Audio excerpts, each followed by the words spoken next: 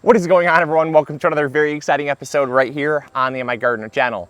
It is super hot and super humid out. In fact, it's so hot and humid, it's like one of those days where it's difficult to concentrate. So I had to come outside in the garden today, regardless of the weather, because I had to harvest my potatoes. And you know, I could not show you guys our potato harvest. We've always done it.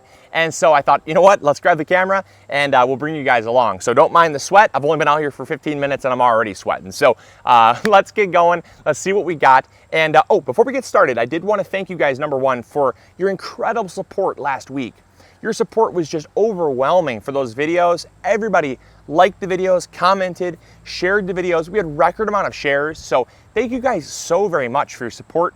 It definitely encourages me, even on these nasty days, to get out in the garden and to kind of buck up and film an amazing episode for you guys. So thank you, thank you, thank you. It means the world.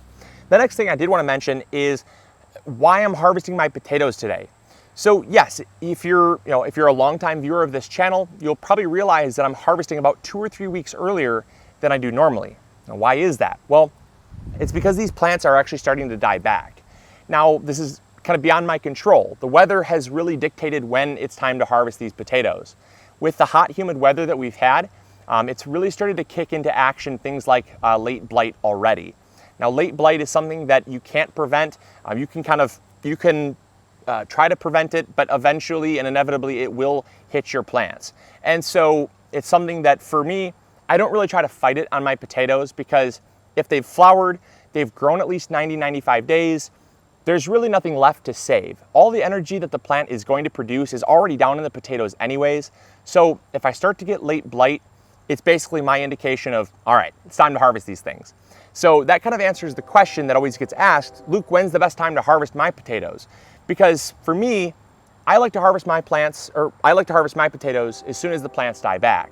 For you, it might be as soon as the plants flower. If you want those really early, buttery, young baby potatoes, that's the best time for you to harvest. But if you want to grow the most amount of food in the smallest amount of space, like I'm guessing you do if you watch this channel, nothing against baby potatoes. It's just they're more for like restaurants and for a unique eating experience. They're very small, very buttery, extremely delicious, so nothing against them. But they're also very wasteful on space, because you might only get about 5 or 6 little tiny potatoes per plant. And where you can get 3 to 4 pounds of potatoes if you let the plants completely die back. So just personal preference, not knocking anybody for their personal preference. That's just mine. So basically I wait until my plants completely die back. But the reason why I have to harvest right now is because the plants are starting to show signs of disease. This is something that I cannot stress enough, you guys, cannot stress enough. And that's that if your plants are starting to show signs of disease, pull them up. Because what can happen is things like late blight can actually, because it's a soil-borne fungus, it's actually colonizing the leaves. And then the late blight can actually begin to produce spores.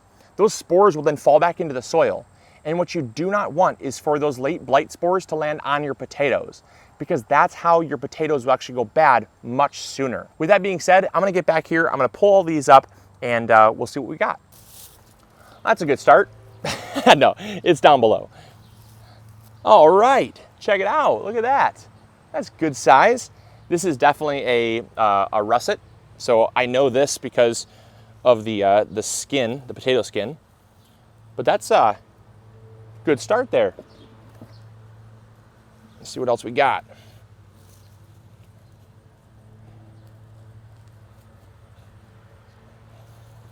Obviously, I'm gonna make sure to double dig this soil to get the deeper ones too.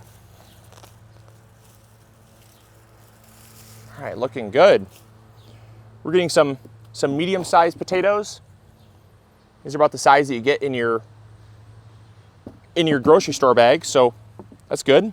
We have some little larger sized ones. Can't complain. Oh, this one is better. Ooh, very nice.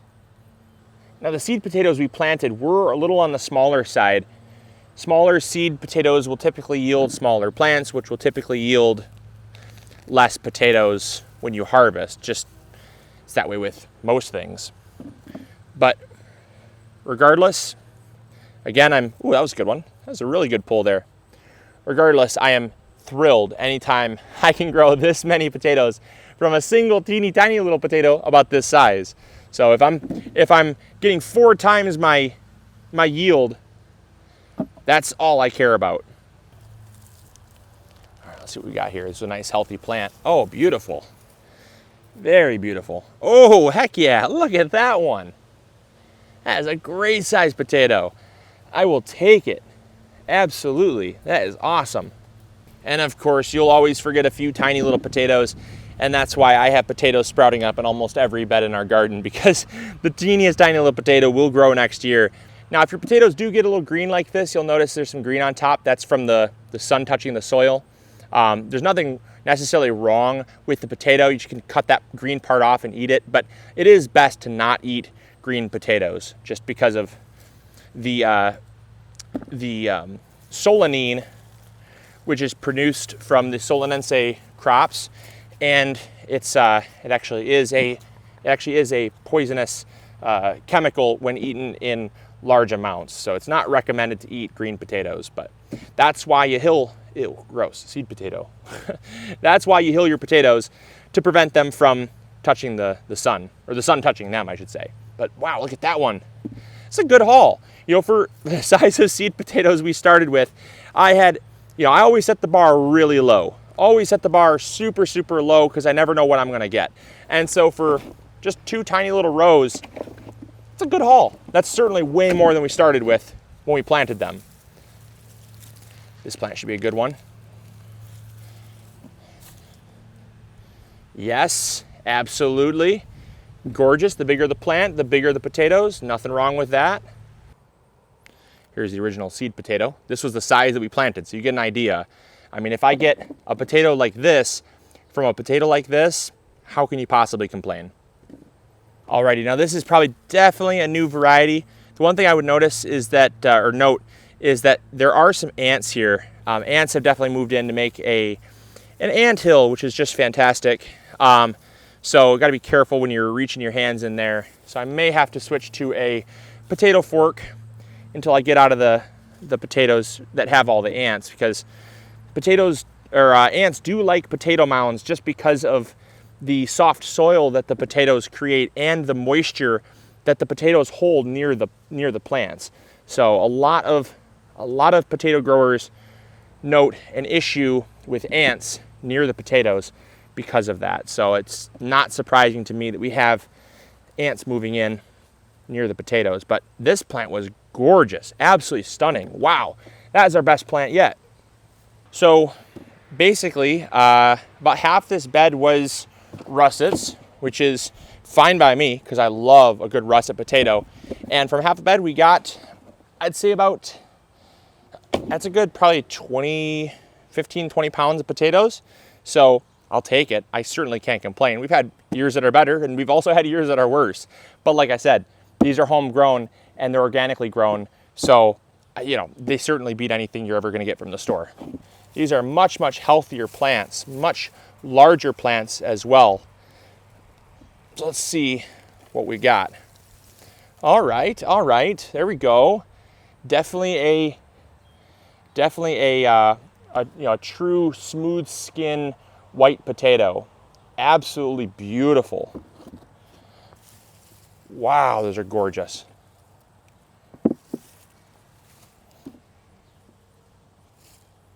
Oh my gosh, wow. Check out those potatoes. Oh my goodness, those are huge. These plants are much larger,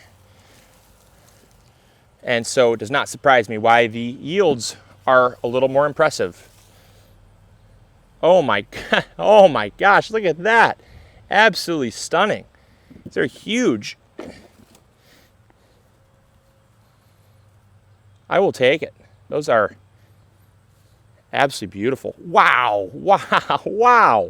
Absolutely gorgeous. That is awesome. Let's see what we got. Isn't that just a sight? Oh my gosh, look at that. 1, 2, 3, 4, 5, 6, 7, 8, 9. Won't count that one because a little bit of a runt. 9, 10 potatoes from one plant. Whoa, wow. Wow. That is awesome. Wow, that made my day. Oh, I love it. I love it. I love it. I love it. Oh, yeah. Look at these things. Oh, my gosh.